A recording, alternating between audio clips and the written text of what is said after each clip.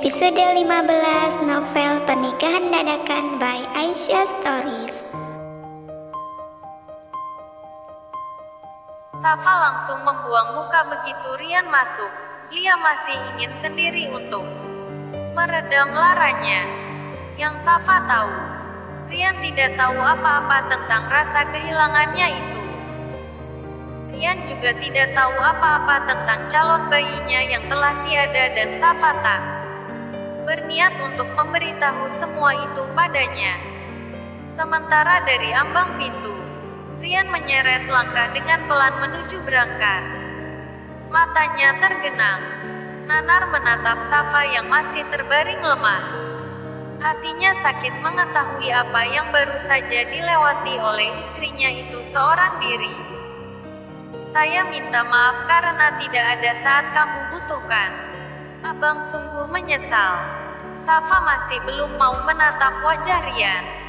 Pandangannya kosong, lah kecewa, memikirkan perbuatan ibu mertuanya. Bahkan ia tidak mau lagi mengakui perempuan tak punya hati itu sebagai mertuanya lagi. Safa juga menghindar sangat. Rian hendak menggenggam tangannya. Abang bisa paham jika kamu marah. Abang memang pantas mendapatkannya, Hani. Safa masih memilih bungkam dan Rian tak ingin memaksa. Lah memilih menunggu dengan wajah kusut. Rian jelas merasa sangat bersalah. Matanya memerah akibat berusaha menahan tangis. Terkenang pada calon buah cintanya yang gagal mereka pertahankan. Scene berganti. Safa. Carla gegas menghampiri Safa begitu pintu ruangan itu terbuka. Tadi, gadis berambut kucir kuda itu langsung menuju rumah sakit setelah mendapatkan kabar kemalangan sang sahabat dari Hans. Rian yang sedang terpekur di sofa, sedikit terkejut dengan kedatangan gadis itu. Aku baru saja mengetahuinya dari Hans dan langsung ke sini. Maaf, jika aku datang sangat terlambat. Melewati saat-saat paling sulit sendirian pasti tidak akan mudah. Carla mencondongkan tubuhnya untuk memeluk Safa. Juga mensugesti sang sahabat untuk tetap tabah dalam menghadapi cobaannya. Di balik mereka, Rian menatap bias. Ia juga ingin memeluk istrinya seperti itu. Lah juga ingin diterima seperti Carla. Lalu Rian hanya bisa membeku. Tak tahu harus bagaimana saat melihat Safta menumpahkan tangisnya dalam pelukan sang teman. Terdengar sangat memilukan. Dan Rian hanya bisa memaki dirinya sendiri dalam hati. Karena merasa tak berguna, pria itu melangkah cepat keluar dari ruangan. Hans yang sedang berada di kursi depan ruangan Safa menoleh sekilas hanya untuk melihat siapa yang keluar dari ruangan itu. Lalu tatapannya kembali lurus ke depan dan Rian berlalu dari hadapannya tanpa saling menyapa. Tujuan pria itu adalah ruangan dokter yang mengani istrinya. Silakan Pak Rian duduk dulu. Saya benar-benar tidak menyangka jika Bu Safa adalah istri Anda. Rian tersenyum pedar. Lalu tanpa menyia-nyiakan waktu, pria itu langsung menanyakan kondisi istrinya. Lah perlu mengetahui langsung dari dokter yang menangani Safa itu. Sejauh ini kondisi Bu Safa baik-baik saja. Tidak ada yang perlu Anda khawatirkan. Jika keadaannya semakin membaik, insya Allah besok sudah boleh pulang. Selanjutnya Anda hanya perlu memastikan beliau istirahat dengan cukup. Rian menghela nafas lega, melangitkan syukur. Meski kehilangan calon buah hati, setidaknya Safta masih baik-baik saja. Scene berganti. Kita perlu bicara, ucap Rian datar. Lalu pria itu melangkah mendahului Hans, membuat Hans tersenyum sinis. Disinilah mereka, berdiri saling membelakangi di taman rumah sakit yang terawat dengan baik. Dua pria yang dulunya begitu hangat satu sama lain, kini berubah bagai musuh. Terik matahari pukul 12 siang tepat mengenai kepala mereka. Jauhi istriku. Berhenti muncul di hadapannya. Ini bukan peringatan, tapi aku sedang memohon padamu. Kau pasti tahu, selama hidupku, ini adalah permohonan pertama yang kulakukan. Pupil Hans melebar seketika. Lalu pria itu berbalik arah menatap punggung Rian. Sedikit tersenyum sinis. Jika itu bukan Safa, tapi gadis lain, mungkin dengan sangat mudah Hans akan mengabulkan permohonan itu seketika. Tapi gadis itu adalah Safa.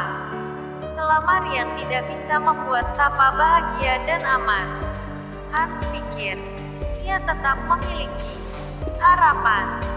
Kau juga pasti sudah tahu, aku bukanlah pria yang suka diatur-atur. Katakan, apa yang bisa kamu lakukan untuk dia selain memberi banyak luka? Tidak ada. Aku pikir lelaki yang tidak bisa melindungi wanitanya tidak pantas meminta pria lain untuk Rian mengatuk rahang dengan kuat, sedangkan Hans telah melangkah pergi setelah ia selesai dengan kalimatnya. Dan tanpa mereka sadari, dengan kedua tangan tersimpan di dalam saku celana, David memperhatikan kedua pria itu dari kejauhan.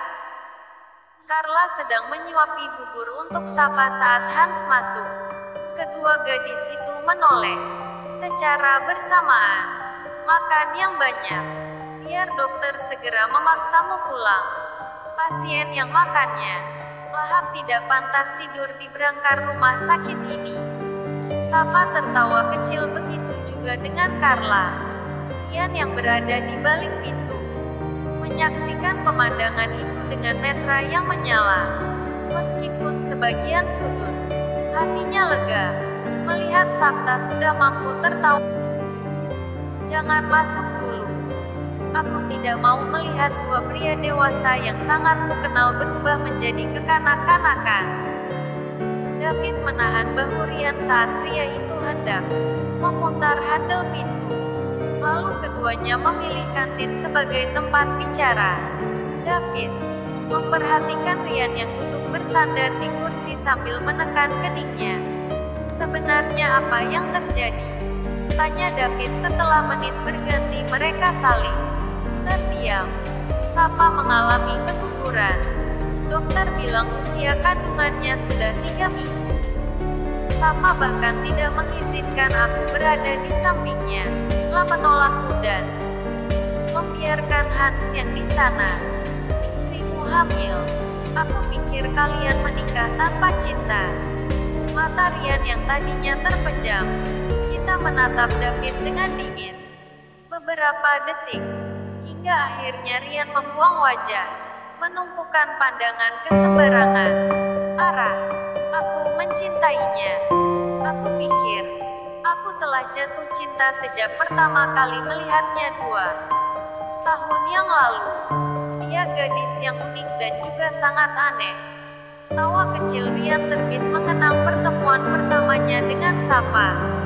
Saat itu, Rian yang sedang menunggu klien di salah satu coffee shop, tanpa sengaja pandangannya tertumpu pada gadis mungil yang sedang menunggu pelayan selesai membungkus minumannya yang baru sedikit ia minum karena harus pergi dengan terburu-buru. Aku sudah membayarnya dengan mahal. Tidak mungkin kan aku tinggalkan di sini begitu aja. Hehe. Rian tersenyum lagi mengenang kalimat konyol Safa waktu itu. Lalu bagaimana dengan Amara?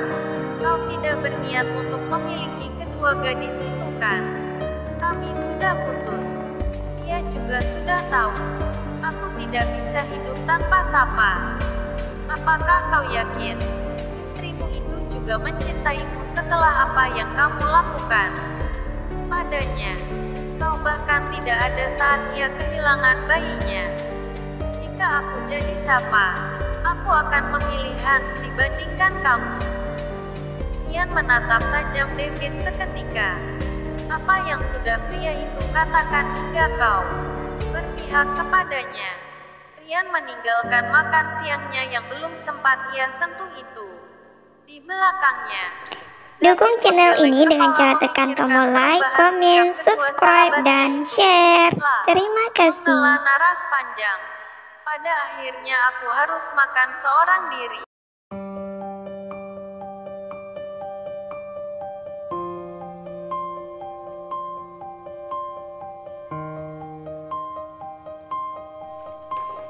Dukung channel ini dengan cara tekan tombol like, komen, subscribe, dan share.